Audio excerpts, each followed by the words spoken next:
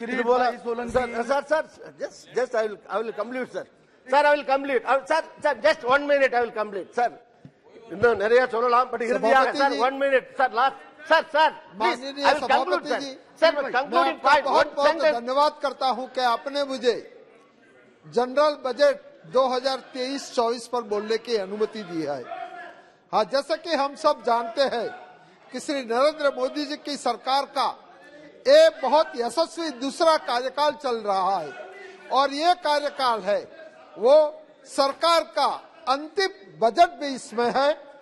मैं ये बजट माननीय हमारी वित्त मंत्री श्रीमती निर्मला सीतारमण जी ने सदन में पेश किया है और मोदी सरकार ने के सबका साथ और सबका विकास के मंत्र को चरितार्थ करने वाला तथा भारत के वैश्विक कद को बढ़ाने वाला एक और उज्जवल भविष्य के रूप में उभर रहा ये बजट है और इसके लिए मैं सरकार को और हमारे मंत्री जी को हृदय से बहुत बहुत धन्यवाद करता हूं।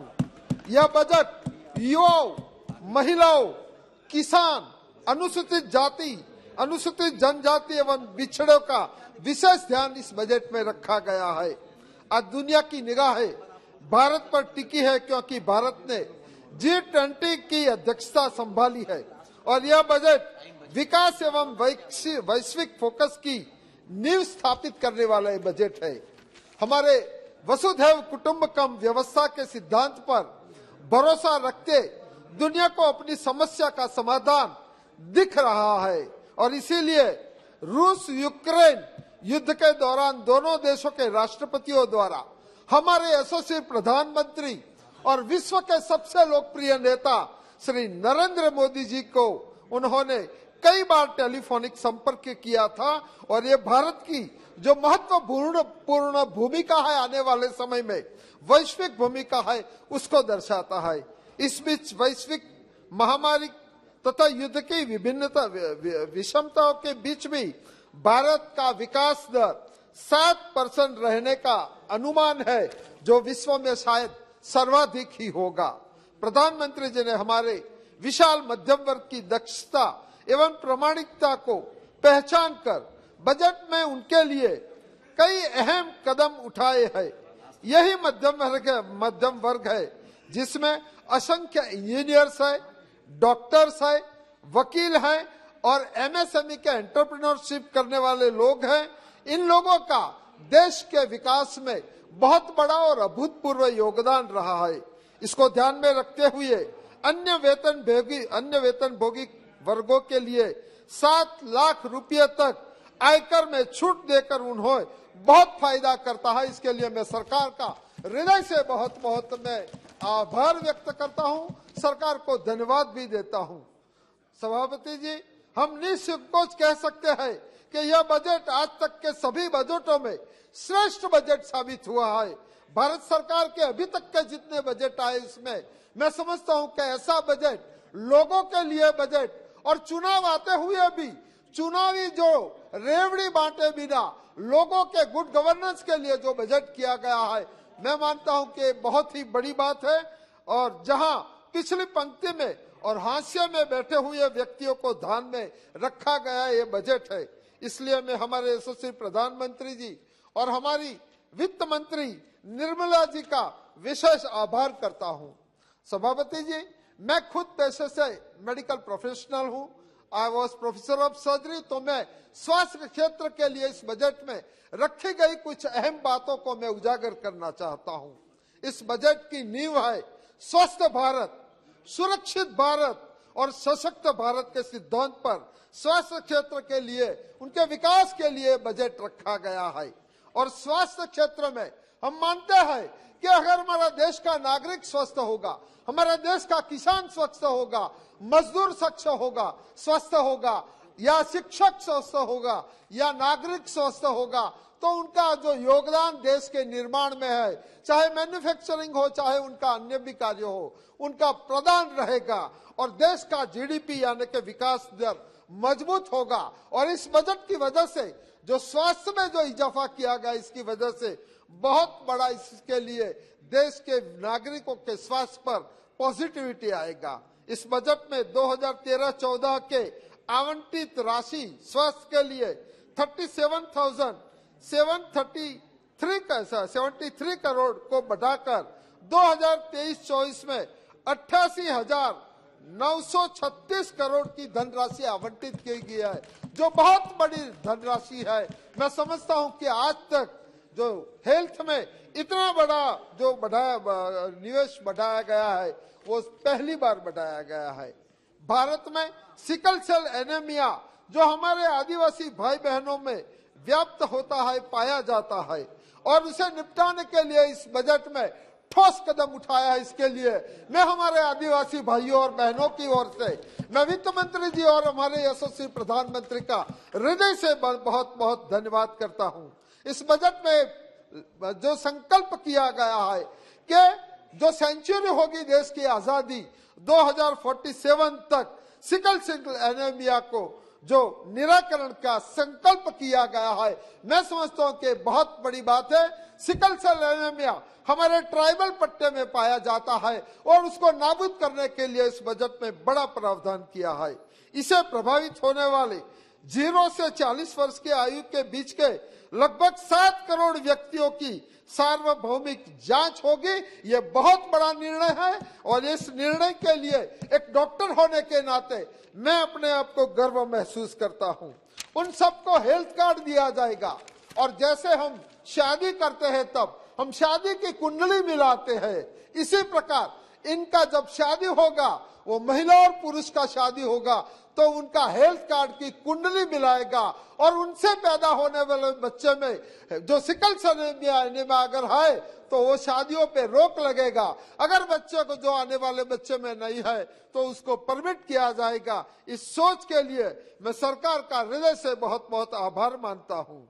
मोदी सरकार अनुसूचित जनजातियों के स्वास्थ्य के लिए करीबन 15,000 करोड़ रुपया की बहुत बड़ी धनराशि इस बजट में आवंटित की है, जो ही अभूतपूर्व एक धनराशि आवंटित की है। कोविड के समय में जो भूख से समस्याओं के से लड़ने के लिए हमारी सरकार ने जो खाद्यान्न योजना दी, करीबन 28 महीनों तक 80,000 करोड़ लोगों को खाद्यान्न जो पूरा किया गया और वो करीबन 3.5 लाख करोड़ का उसमें इजाफा हुआ। इसके लिए सरकार का ये बहुत बड़ा कदम है। इसके लिए मैं सरकार की सराहना करता हूं। हेल्थ केयर में जैसे कि हमारे पहले वाले मित्रों ने बोला है कि हर जिले में मेडिकल कॉलेज स्थापने का जो संकल्प लिया है और इसके तहत बहुत ही तेजी से काम हो रहा है और करीबन जो जिले हैं उसमें हेल्थ जो नर्सिंग कॉलेज उनकी एफिलिएटेड मेडिकल कॉलेज में करने का 157 कॉलेज को करने का जो निर्णय लिया गया है, ये बहुत ही महत्वपूर्ण निर्णय है, क्योंकि हमने देखा था कि कोविड के समय जितने हमारे डॉक्टर कर्मियों ने काम किया है, इतना ही काम हमारे नर्सिंग और परिचारिका स्टाफ ने किया है। अगर वो लोग ना होते तो जिस प्रकार से हमने कोविड की समस्या का हल किया, शायद हम हल उतनी सफलता से हम नहीं कर पाते थे। ICMR यानी कि भारतीय चिकित्सा अनुसंधान परिषद में उनकी चुनिंदा प्रयोगशाला को मेडिकल कॉलेज, चाहे वो सार्वजनिक मेडिकल कॉलेज हो और निजी मेडिकल कॉलेज हो, उनको उस लेबोरेटरी की सुविधा का उपयोग करने के लिए भी मैं सरकार का धन्यवाद करता हूं। केंद्र के माध्यम से दवाई उत्पादन क्षेत्र में अनुसंधान और नवाचार को बढ़ावा देने का कार्यक्रम इस बजट में रखा गया है, जो बहुत ही सराहनीय है। मोदी सरकार स्वास्थ्य क्षेत्र की कायाकल्प करेगी और जो वर्ष 2014 पहले सुप्त अवस्था में थी, उसको बढ़ावा देकर उजागर किया जाएगा। इसके साथ आयुष्मान भारत में जो है मोदी केयर के नाम से जाना जाता है, वो एक गेम चेंजर योजना के इसके तहत हाशिया में बैठे हुए लोग, गरीब लोग को जो फायदा हो रहा है। और इस योजना की शुरुआत मैं गुजरात से आता हूं, गुजरात से प्रधानमंत्री जी ने की थी। आज देश के सभी प्रदेशों को इस योजना का लाभ मिलता है। इसके लिए एक गुजराती होने के नाते भी मैं गर्व महसूस करता हूं। कोविड का टीकाकरण अभियान की बात करूं तो स्वयं मैं डॉक्टर हूं और मेरा 50 साल का मेडिकल प्रोफेशन का मेरा अनुभव है। मैं मेरे अनुभव पर इतना कह सकता हूं कि बहुत सारी महामारियां इस देश में आई है, मगर जो कोविड की महामारी है, ऐसी महामारी नहीं आई है। इस महामारी से जूझने के लिए हमारे प्रधानमंत्री जी के नेतृत्व में कितने ही बातें हुई है, मगर मैं टीका के बात पर कहूंगा। हमारे यहाँ स्मॉल पॉक्स का टीका आया, पोलियो का टीका आया, कोई टीका 40 साल के आया, कोई टीका 25 साल के आया। मुझे गर्व, और वो सभी टीका विदेश में बनकर आया था। मुझे इस बात का एक गर्व है कि हमारे देश में ही बना हुआ टीका, और एक टीका नहीं, दो टीका बनाकर करीबन 102 करोड़ लोगों को 220 टीका लगा था। मुझे भी 3 टीका लगा है। और आज इस सभागार में हम लोग पहले कोविड प्रोटोकॉल के जरिए हमारी बैठक व्यवस्था अलग थी, हम सब मास्क लगा के आते थे। आज यहाँ मास्क लगाने की जरूरत नहीं है। 1-2 मिनट में सामाजिक न्याय का बोल के मैं खत्म करता हूँ कि हम बिना मास्क यहाँ बैठे हैं। अगर इसके लिए किसी को श्रेय जाता है तो हमारे यशस्वी प्रधानमंत्री नरेंद्र मोदी जी को जाता है। मित्रों, ये बहुत बड़ी बात है। मैं सामाजिक न्याय की बात करूंगा। मैं सामाजिक न्याय और अधिकारिता विभाग में बजट टन की बहुत जो उसमें इजाफा किया गया है।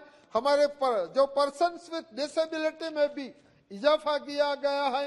हमारे गरीबी उन्मूलन कार्यक्रम के बोलूं तो प्रति व्यक्ति आय में वृद्धि हुई है, और पिछले 9 सालों से में कई गरीब कल्याण योजनाओं लागू कर नागरिकों का जीवन स्तर बढ़ाने का एवं गरीबी नाबूद करने की दिशा में एक बहुत बड़ा कदम उठाया गया है। इसके परिणाम स्वरूप प्रति व्यक्ति आय जो 2014 में, फिर से मैं रिपीटेड, जो 2014 की तुलना में 2 गुनी से अधिक बढ़कर 1.97 लाख रुपया हो गई है, जो इसके लिए मैं सरकार को बहुत बहुत अभिनंदन करता हूं। पहले गरीबी हटाने का नारा दिया गया था, मगर मोदी जी ने गरीबी हटाने का संकल्प को धरातल पर उतारा है। इसके लिए मैं उनकी सराहना करता हूं।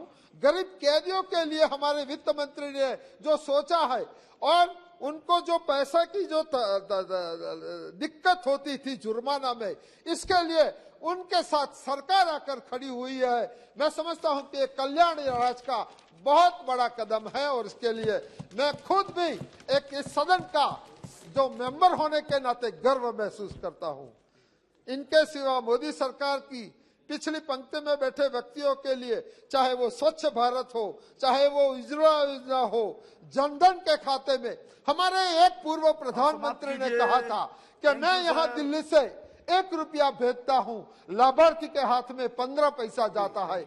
हमारे प्रधानमंत्री ने करीबन 47.8 करोड़ जो खाते जनधन के खुलवाए, उसमें डीबीटी के माध्यम से भारत सरकार की करीबन 300 से ज्यादा योजनाओं का पैसा विद कुछ मोमेंट में जाता है। मैं समझता हूं कि इतनी बड़ी डिजिटल क्रांति के लिए मैं हमारी सरकार नरेंद्र मोदी जी का मैं बहुत बहुत आभार मानता हूं।